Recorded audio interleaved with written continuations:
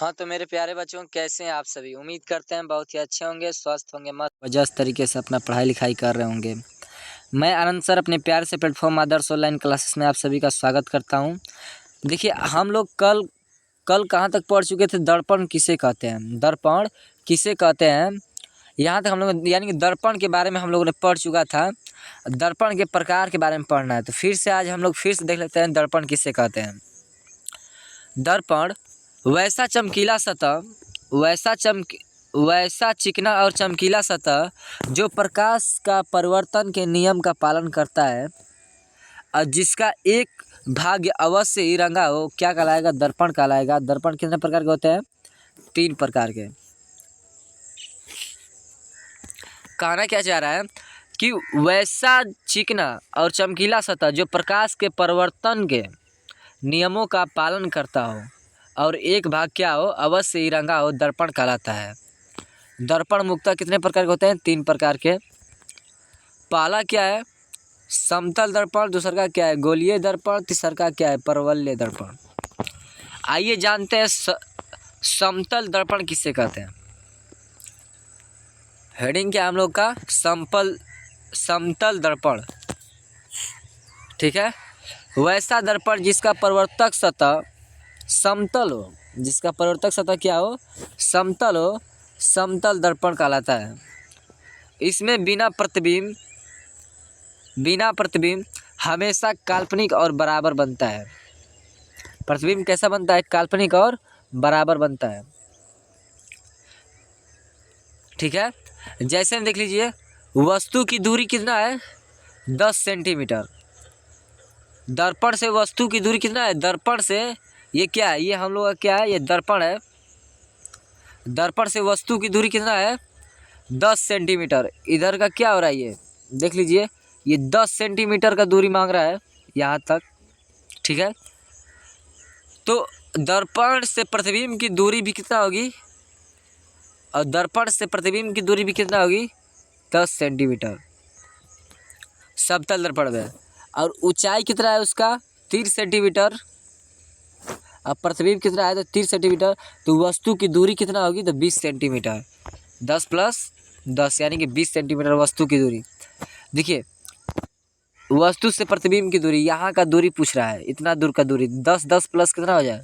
20। यहाँ तक आप लोग को समझ में आया? कोई दिक्कत नहीं होना चाहिए। समतल दर्पण में मतलब जितना वस्तु की दूरी रहेगी उतना दूर ही क्या? प्रतिबिंब बनेगा। जितना वस्तु की ऊंचाई रहेगा उतना प्रतिबिंब की भी ऊंचाई होगी। और अगर जब वस्तु से प्रतिबिंब की दूरी निकालना होगा तो दोनों वस्तु और प्रतिबिंब की दूरी को जोड़ देंगे, क्या आ जाएगा? तो वस्तु की दूरी आ जाएगा। अगला क्वेश्चन क्या है आपका कि एक समतल दर्पण के सामने एक समतल दर्पण के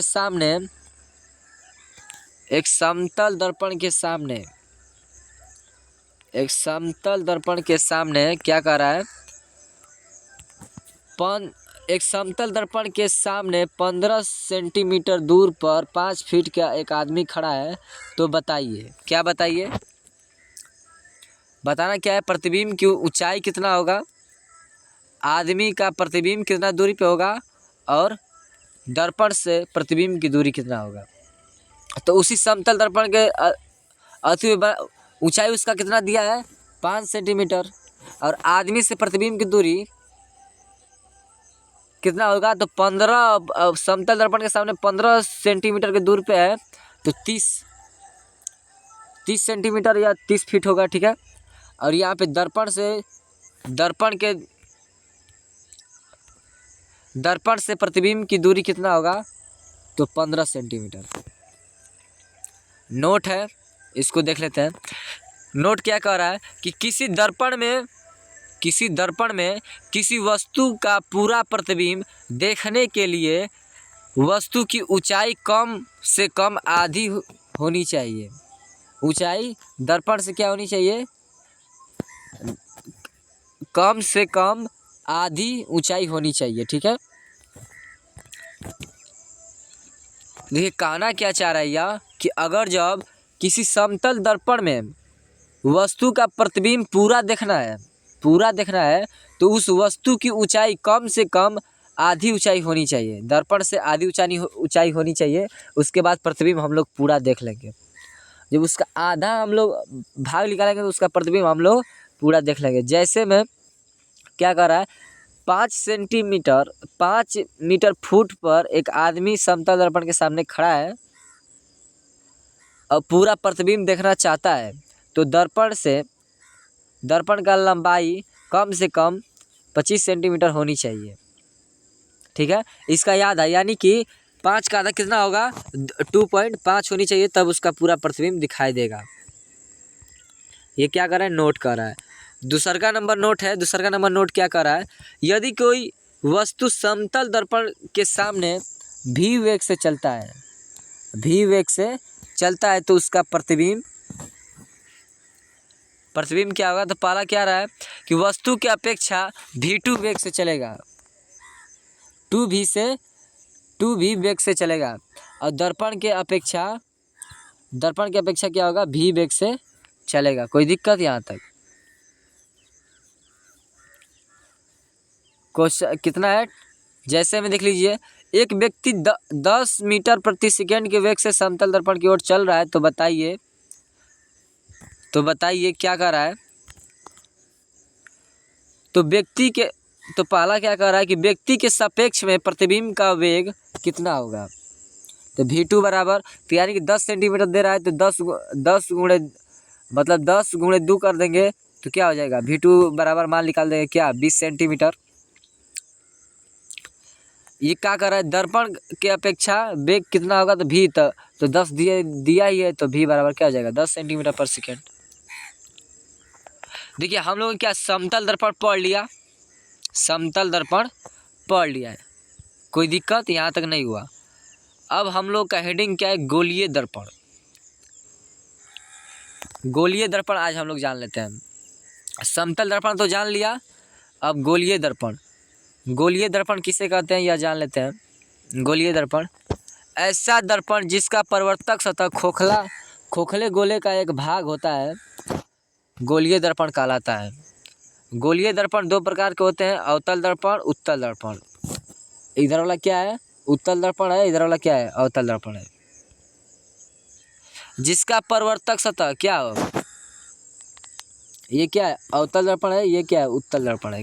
ठीक है, देखिए अवतल दर्पण किसे कहते हैं यह जान लेते हैं। क्या था, अवतल दर्पण और उत्तल दर्पण था ना, तो यहाँ पे हम लोग जान लेते हैं कि अवतल दर्पण किसे कहते हैं, यानी कि अवतल दर्पण हेडिंग है हम लोग का। तो क्या कर रहा है अवतल दर्पण, वैसा दर्पण जिसका परिवर्तक सतह धसा हो अवतल दर्पण कहलाता है। अवतल दर्पण को अपसारी दर्पण भी कहते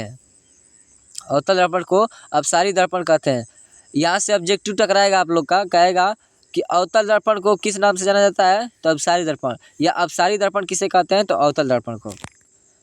देखिए अभिसारी और अपसारी आपको बताए थे, अभिसारी और अपसारी आप सभी को बताए थे। दूसरा का क्या है, उत्तल दर्पण, हेडिंग क्या है, उत्तल दर्पण किसे कहते हैं, वैसा दर्पण जिसका परिवर्तक सतह उभरा हो उत्तल दर्पण कहलाता है। उत्तल दर्पण को अपसारी दर्पण भी कहते हैं। ठीक है, यहाँ तक कोई दिक्कत?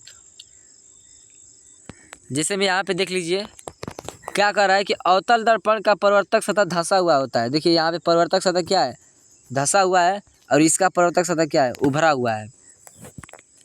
देखिए आप ऐसे नहीं समझेंगे तो यहाँ पे देख लीजिए, जूम करके दिखा रहे हैं इसका, हम लोग क्या कर रहे हैं, जूम करके दिखा रहे हैं इसका। देखिए इसका परिवर्तक सतह में आप देखेंगे कि जो ऊपर वाला भाग है इसमें क्या है कि ऊपर की ओर रंगा हुआ है, इधर क्या है, ऊपर की ओर रंगा हुआ है इस तरह। ठीक है, और इधर क्या है कि नीचे की ओर रंगा हुआ है, यानी कि इसका परिवर्तक सतह क्या हुआ है, धंसा हुआ है जिधर आएगा तो, और इधर क्या है, उभरा हुआ है। इधर से आएगा मतलब कोई भी आएगा प्रकाश इधर से टकरा के ऊपर चला जाएगा, आएगा चला जाएगा, आएगा चला जाएगा। ठीक है, तो ये क्या आएगा, ये आएगा फिर नीचे चला आएगा, आएगा यहाँ तक फिर यहाँ से नीचे आ जाएगा, ये समांतर हो जाएगा।